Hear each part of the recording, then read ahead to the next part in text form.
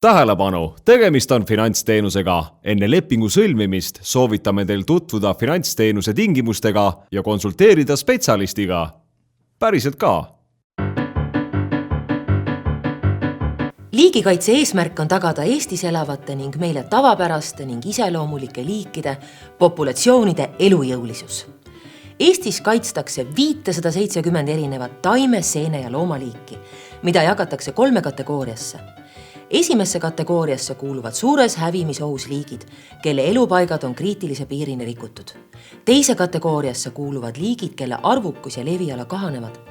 3. kategooriasse kuuluvad liigid on hetkel veel üsna tavalised, kuid kui hetkeline olukord jätkub, siis võib tulevikus nende arvukus oluliselt langeda. Üks väga huvitav esimesse kategooriasse kuuluv liik on Euroopa naarits, kes on kõige haruldasem imetaja Eestis.